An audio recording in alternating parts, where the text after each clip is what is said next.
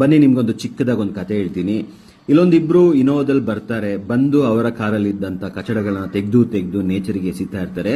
ಅವ್ರು ಮಾಡಿರುವಂತ ಪ್ರತಿಯೊಂದು ಪಾಪಕರ್ಮದ ಏನೇನು ಪ್ರಾಡಕ್ಟ್ಸ್ ಇದೆ ಅದ್ರದ್ದೆಲ್ಲ ವೇಸ್ಟ್ ಅಲ್ಲಿ ಹೋಗ್ಬಿಟ್ಟು ಎಸಿತಾ ಇರ್ಬೇಕಾದ್ರೆ ಅವ್ರಿಗೆಲ್ಲೋ ಒಂದ್ ಕಡೆ ಭಯ ಅನ್ಸುತ್ತೆ. ಯಾರಾದ್ರೂ ನೋಡ್ತಾ ಇದಾರೆ, ಆ ಕಡೆ ನೋಡ್ತಾರೆ, ಆದ್ರೂ ಇಲ್ಲ, ಕಾನ್ಶಿಯಸ್ಗೆ ಅವ್ರಿಗೆ ಗೊತ್ತು ನಾವು ತಪ್ಪು ಮಾಡ್ತಾ ಇದೀವಿ ಅಂತ. ಈ ಗಾಡಿ ನಂಬರ್ ನೋಡ್ಕೊಳ್ಳಿ, KL14AF6276.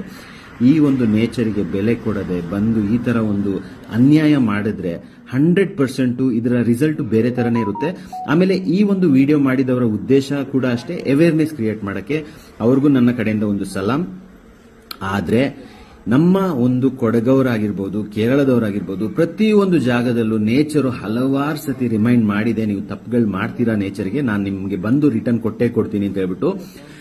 ಕೂರ್ಗ್ ಫ್ಲಡ್ ಆಗಿರ್ಬೋದು, ವಯನಾಡಲ್ ಆಗಿರುವ ಇನ್ಸಿಡೆಂಟ್ ಆಗಿರ್ಬೋದು, ಚಿಕ್ಕಮಂಗ್ಳೂರಾಗಿ ನಡೆದಂತ ಲ್ಯಾಂಡ್ ಸ್ಲೈಡ್ಸ್ ಆಗಿರ್ಬೋದು, ಕೇರಳದಲ್ಲಿ ಮುಳುಗಿದಾಗ NDRF ಆಗಿ ಬಂದು ಎತ್ಕೊಂಡು ಹೋಗಿರೋದಾಗಿರ್ಬೋದು, ಅದೆಲ್ಲ ನೇಚರ್ದು ಗೇಮು. ಈ ಪಾಪ ಈ ಇಬ್ರು ಇದಾರಲ್ಲ, ಅವ್ರು ಅಂದ್ಕೊಂಡಿದ್ದಾರೆ ನನ್ನ ಕಾರ್ ಒಂದು ಕ್ಲೀನ್ ಆಗಿರ್ಲಿ, ಪ್ರಪಂಚ ಹೇಗಾದ್ರೂ ಇರ್ಲಿ ಅಂತ.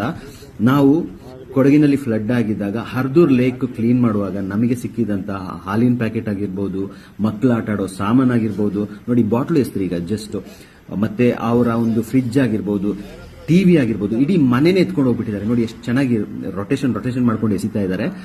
So nature is not going to accept this. ನಿಮ್ಮ ಮನೆಗೆ ಬಂದಿರುತ್ತೆ.